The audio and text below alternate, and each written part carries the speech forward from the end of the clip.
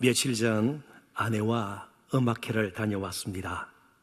장한나라는 젊지만 아주 세계적으로 인정받는 지휘자가 있습니다.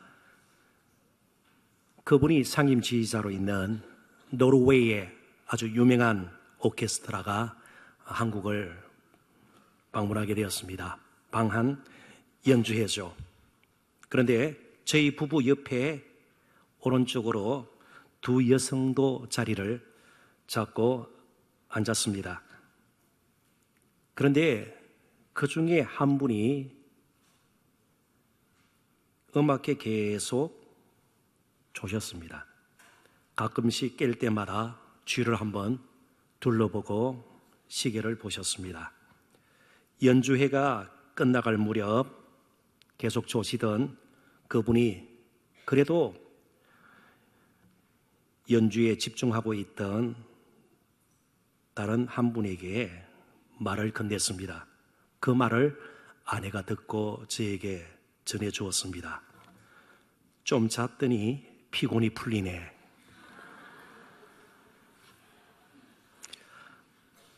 연주에 가서는 어떻게 해야 되는가? 그건 최소한의 상식적인 수준에서 저희들이 능히 짐작할 수 있지 않습니까?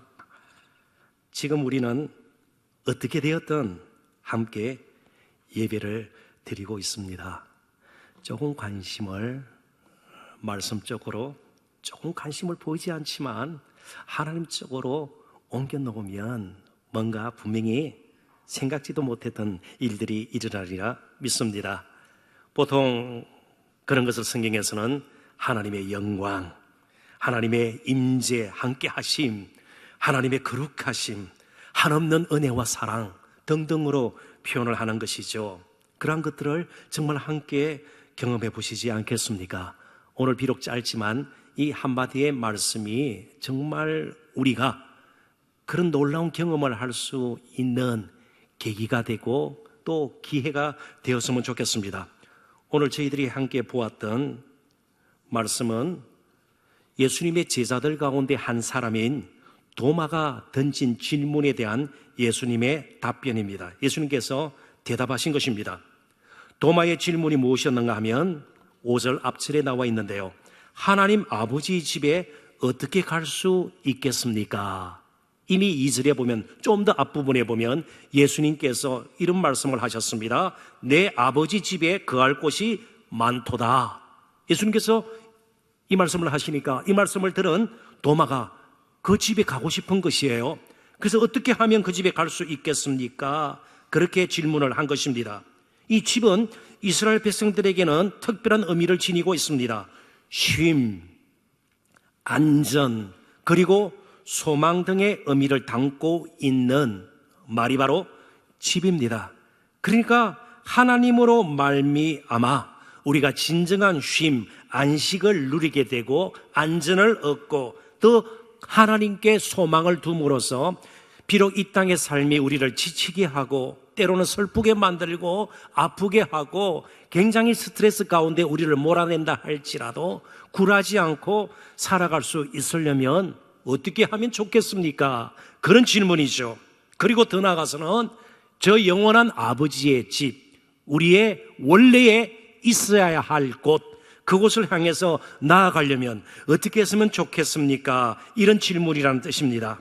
그런데 예수님께서는 제자의 이 질문에 대해서 다른 종교 창시자들이나 철학자들 혹은 사상가들처럼 저리로 가면 진리를 발견할 수 있을 것이다, 혹은 이렇게 하면 안전을 얻게 될 것이고 정말 열심으로 이것을 하고 저것을 하면 생명을 누리게 될 것이다, 이렇게 말씀하시지 않았습니다. 대신 스스로 자신이 길이요 진리요 생명이라고 말씀하셨습니다. 그런데 길, 진리, 생명은 분명히 다른 단어임에는 틀림이 없습니다. 그러나 이 단어들이 서로의 의미를 더 밝혀주는, 다시 말씀드리면 상호 보완적인 개념들인 것을 우리가 먼저 이해했으면 좋겠습니다. 이제 좀 풀이를 하죠. 길은 하나님과 인간을 연결하는 예수님을 뜻하는 말입니다.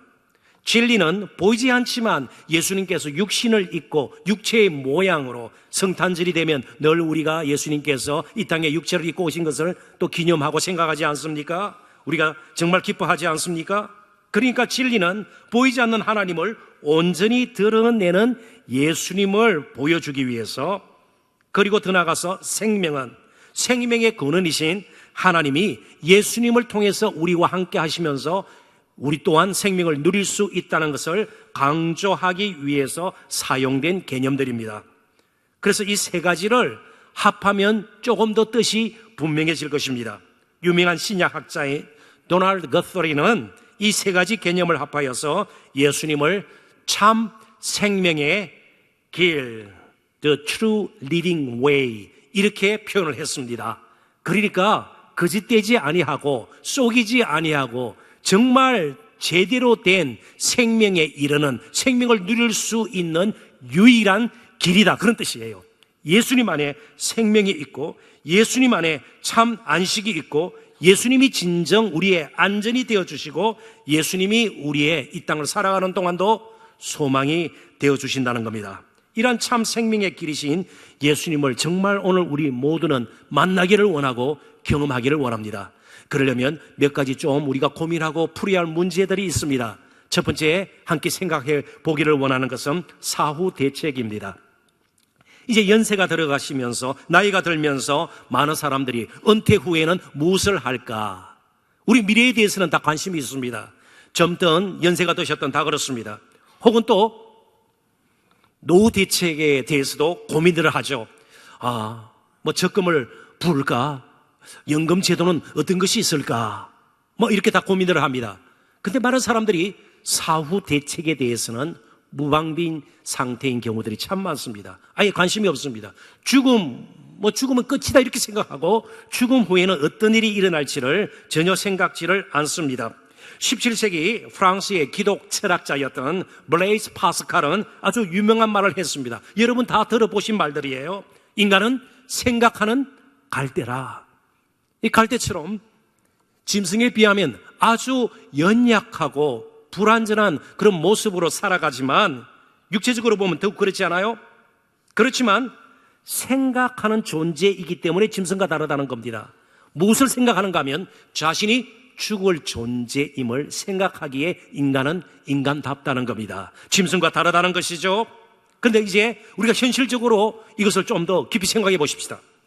사실 자신이 죽을 존재임을 알고 사후에 대해서 죽은 후에 자신의 이름이 남겨질 수도 있고요, 혹은 자신이 행했던 모든 것들이 사람들에게 알려질 수도 있는 건 아니겠어요? 죽을 존재임을 알면 그렇게 쉽게 함부로 이 땅을 살지 않습니다. 죽을 존재임을 잊어버리기 때문에, 그 사실을 망각하기 때문에 인간도 짐승처럼 살 수 있다는 겁니다. 본능 내지는 욕심으로 탐욕으로 찌든 삶을 살아갈 수 있다는 것이죠. 그렇습니다. 우리 모두는 언젠가 다 죽음에 이르게 될 것입니다.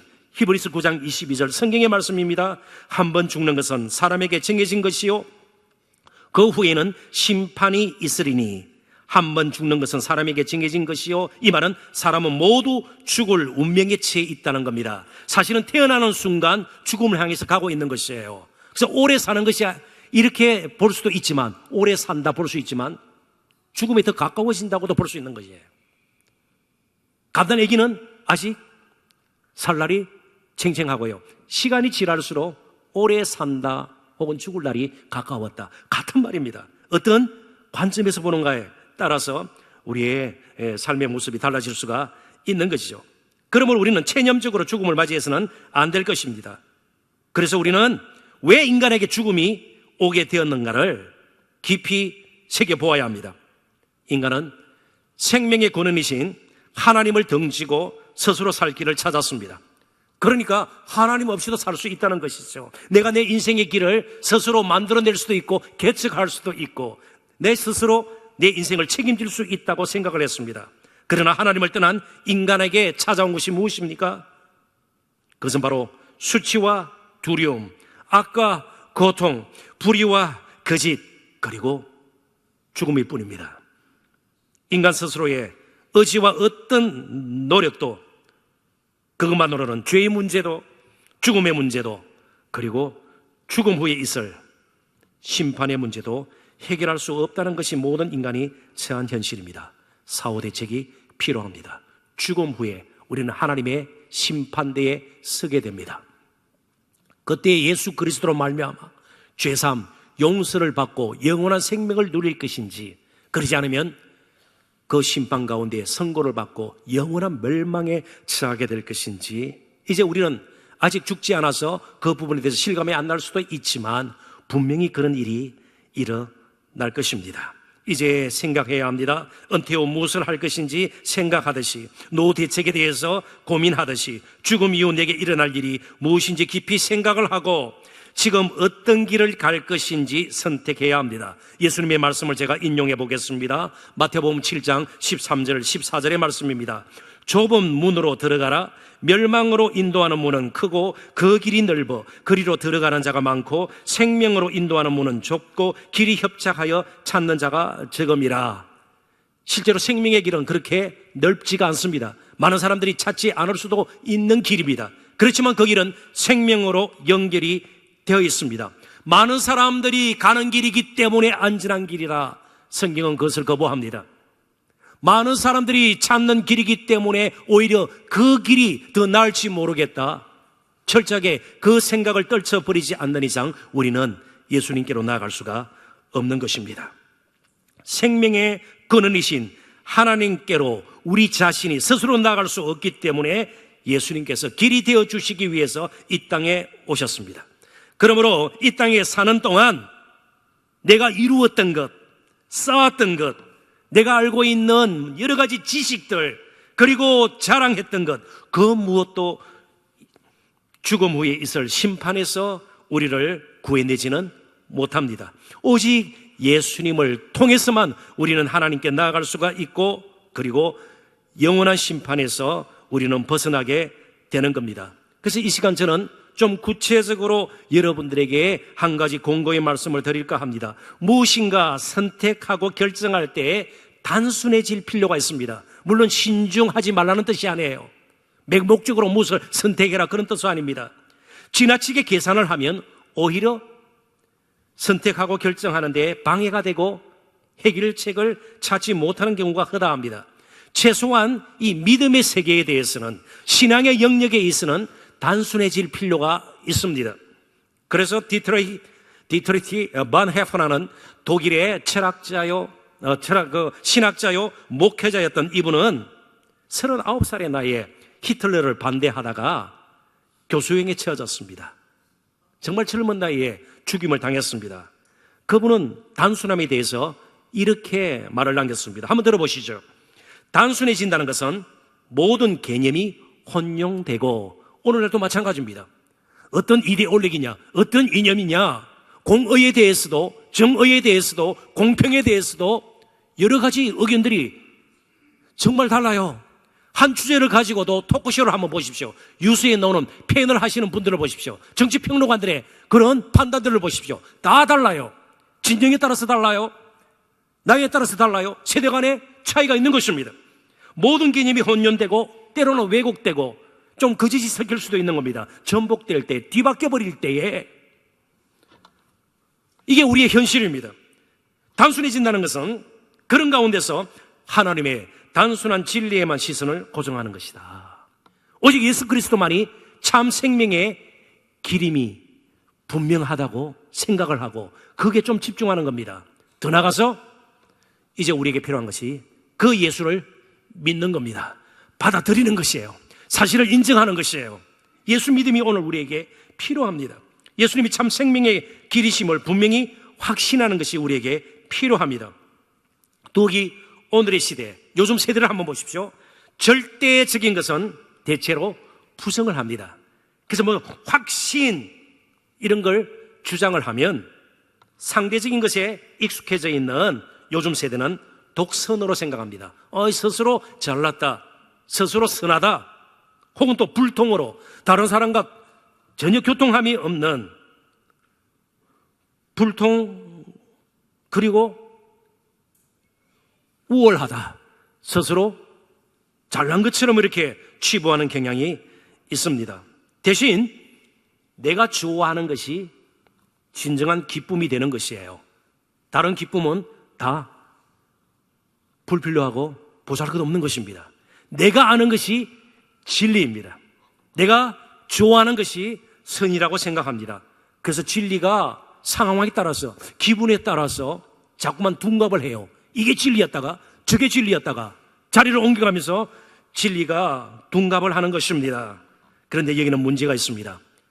확신이 없이 산다면 내 인생을 걸 만한, 정말 의지하고 모든 것을 다 드려도 아깝지 않을 정도로 내 인생을 걸 만한 어떤 확신, 믿음이 없이 산다면 너무나도 사소하고 무가치한 것에 자신의 인생을 매게 됩니다. 그럴 때 힘이 없는 거예요. 뭔가 많은 것을 이루고 진정한 마음의 평안을 누리기를 원하는데 아니요, 계속 지쳐갑니다. 짜증이 나고 원망 불평으로 찌든 삶을 살아가게 되는 겁니다. 예, 돈이 나의 인생을 지켜줄 것이다. 때로는 학벌이, 사회적인 어떤 신분이, 어떤 힘이 나를 지켜주실 거다. 나를 강하게 만들어 주실 것이다. 그렇게 생각을 하는 것이죠. 사람들이 그러면 내 앞에서 머리를 숙일 것이다. 아니요, 한순간에 무너지고 마는 그런 우리의 모습들을 보지 않습니까? 스스로는 안전을 절대로 보장할 수가 없는 겁니다. 모든 것에 지배를 받게 됩니다. 강박감염에 쌓이게 되는 것이죠. 소망이 있나요? 아니요. 쉽게 지쳐서 스스로 인생을 포기하기도 합니다. 예수님을 믿는 것이 제대로 사는 것이에요. 오늘 우리에게 문제가 되는 것은 확신이 없이 사는 것이에요. 그게 독선이 아니고 불통이 아니에요. 그래서 예수님은 선포하십니다. 내가 곧 길이요 진리요 생명이니 나로 말미암지 않고는 아버지께로 올 자가 없느니라. 이것은 선포입니다. 영어로 proclaim 하는 것이에요. 선포는 타협의 여지가 있는 것이 아니에요. 다툼의 소지가 있는 것이 아니에요. 논쟁의 가능성을 아예 배제해버립니다. 자, 그렇다면 선포가 의미하는 것이 무엇일까요? 최소한 오늘 본문이 포함되어 있는 요한복음에는 예수님께서 나는 무엇이다, 이런 문형이 7번에 걸쳐서 선포되어집니다. 나는 부활이요 생명이니, 나는 하늘에서 내려온 생명의 떡이니, 나는 포도나무고 너희는 가지니, 나는 선한 목자니, 그리고 오늘 내가 곧 길이요 진리요 생명이니, 이거는 선포되어진 겁니다.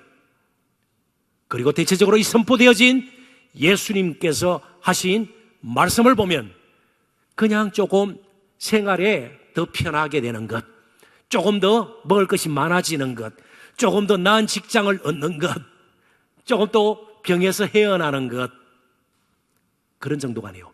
죽고 사는 문제에 관해서는 예수님이 항상 선포의 말씀이 있습니다. 자, 쉽게 이렇게 한번 예를 들어보십시다. 말기암 환자들께서 요즘 뉴스 보도도 됐습니다만은 방사성 치료도 하고요, 항암 치료도 받는데 가망이 없어요. 이제 다 끝났습니다. 그러다 보니까 요즘 무엇을 이제 들기 시작했어요? 구충제, 개 몸에 있는 기생충을 없애는 약을 먹기 시작했어요. 개가 먹는 거, 그걸 어떻게 먹어?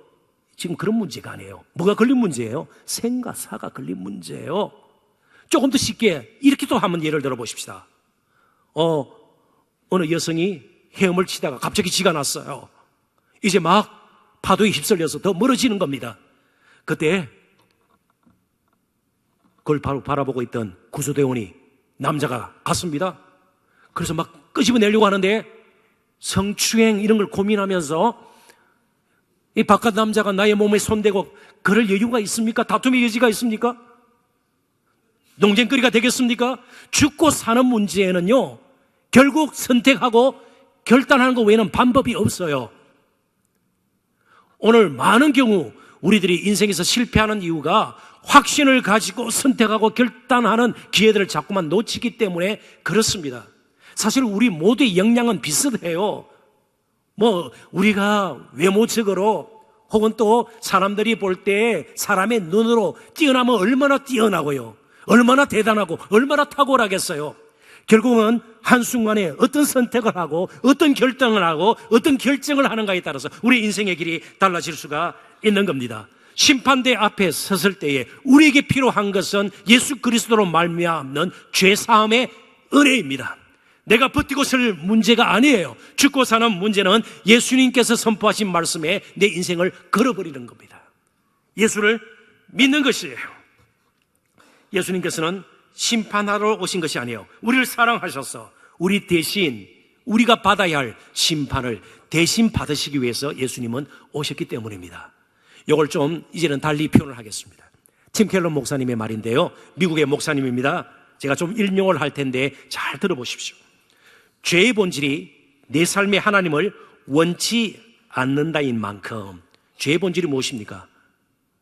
막 다른 사람 두들겨 패고 도적질하고 속이고 간음하고 이것만 우리가 생각을 하죠. 사회적으로 법적으로 그렇습니다. 그러나 하나님 앞에서 가장 무서운 죄는요, 나는 하나님 없이도 살 수 있다, 스스로 인생의 주인이 되어서 사는 것입니다. 여기서 모든 악과 고통, 죽음이 온 것입니다. 죄가 들어온 것입니다. 그러니까 죄의 본질은 나는 하나님을 원치 않는다. 그렇다면 하나님 주시는 가장 무서운 진노의 본질이 무엇인가? 팀 켈러 목사님은 우리가 소원하는 것을 주시는 것이다. 원하는 대로 하나님 없이 살아라는 것입니다. 정말 이보다 공정하며 동시에 두려운 일도 없을 것이다. 만약 당신이 하나님께로부터 벗어나 자유롭기를 원한다면 소원대로 될 것이다. 그러나 그것은 당신에게 고통을 줄 것이다.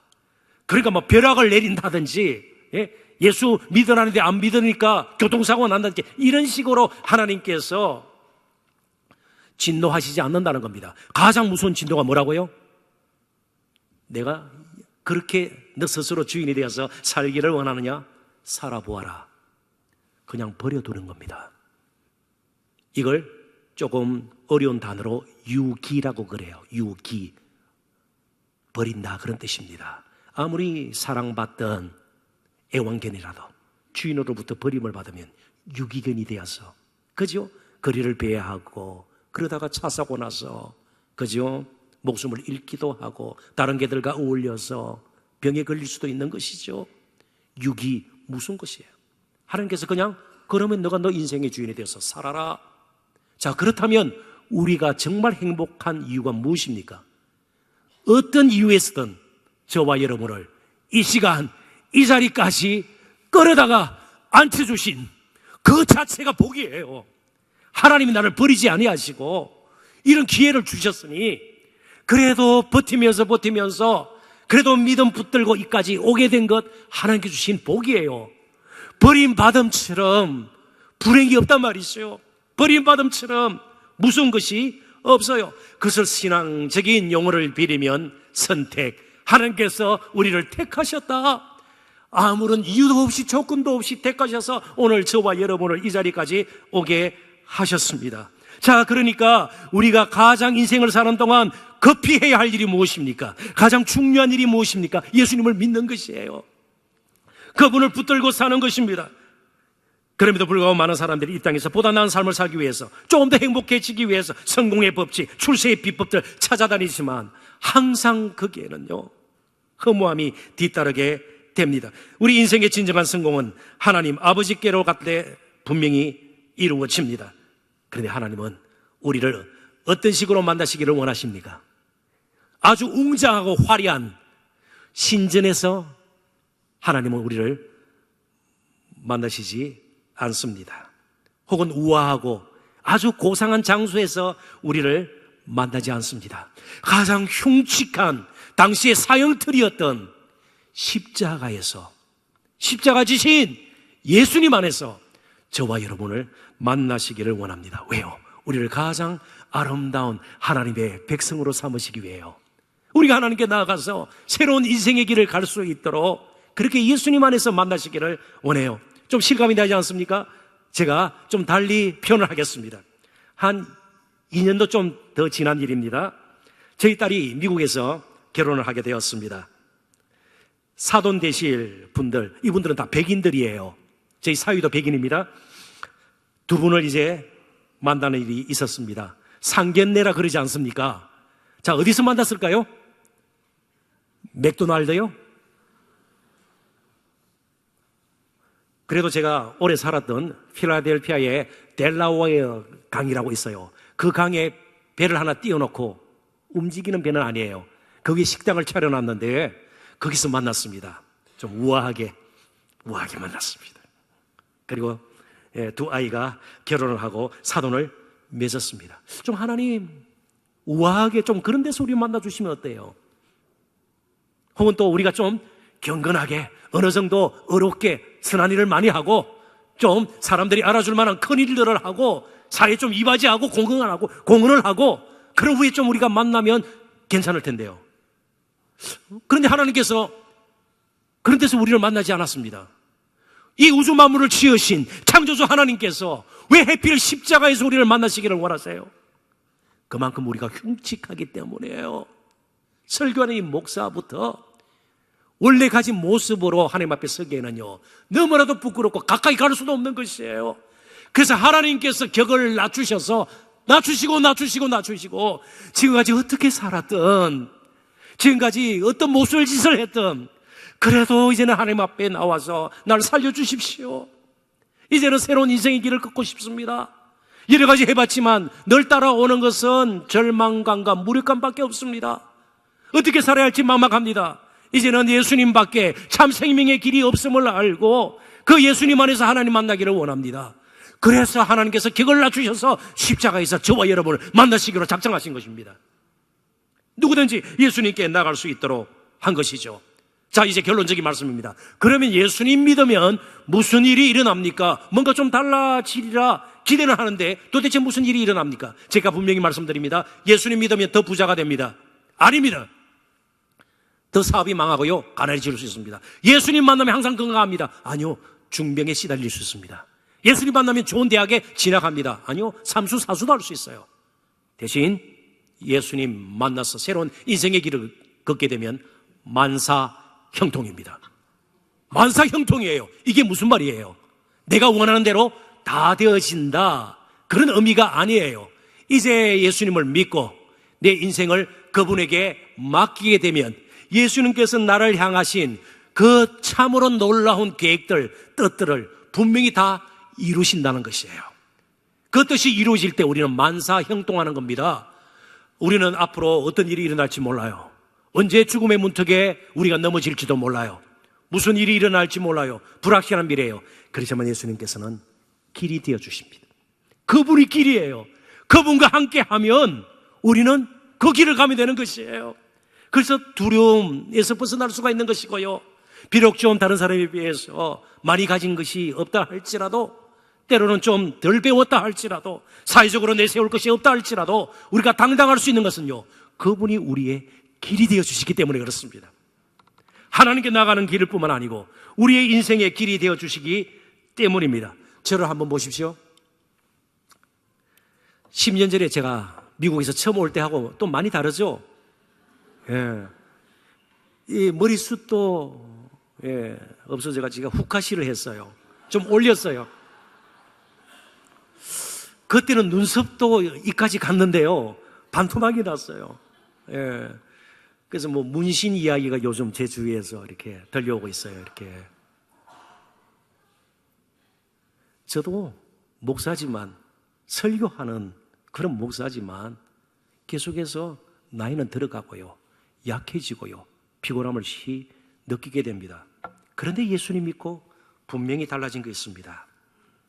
꼭 가지고 싶은 것 가지지 않아도 그렇게 마음이 무너지고 그러지 않아요. 꼭 하고 싶은 것 하지 않아도 젊을 때는요, 예수님 잘 모를 때는요, 그냥 습관적으로 교회 다닐 때는요, 막 억울하고요, 못 해낸 것에 대해서 분한 마음도 생기고, 아니에요. 괜찮아요. 왜요? 예수님이 나의 길이기 때문에, 그분 안에서 나는 만사형통할 수 있다는 확신이 있기 때문에 그렇습니다. 가장 좋은 것, 가장 영원한 것, 가장 완전한 것은 굳이 이 땅에 다 있지 않아도 괜찮은 거예요. 실제로 아버지의 집에 남아 있어요. 거기에서 우리는 영원한 행복을 누리게 될 것입니다. 그래서 이제 우리의 인생의 하루하루를 사는 목적이 배부름이 아니에요. 새로움이에요. 예수님 안에서 새로움이에요. 만나는 사람이 늘 그 사람들이고요, 하는 일이 반복된다 할지라도 하나님을 받아 심지어 안 된다 할지라도 예수님이 길이시고요, 예수님 안에서 우리는 하나님을 만났고요, 영원한 생명을 이제 누릴 것을 소망하고 살기 때문에 우리는 하루하루 기쁨으로 살 수 있어요. 감사할 수 있어요. 그래서 추수감사 꼭 절기 때만 하는 것이 아니에요. 오늘 날 잡아서 하는 것이 아니고 우리는 항상 감사할 수가 있는 겁니다. 정말 예수님 만나시고 지금부터는 길 되시는 예수님과 함께하는 여러분들이 되셨으면 좋겠습니다.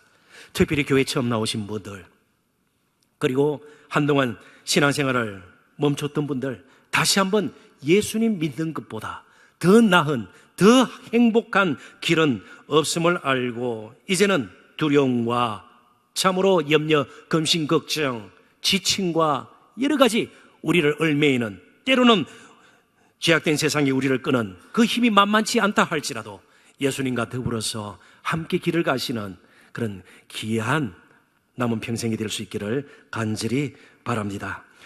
이 시간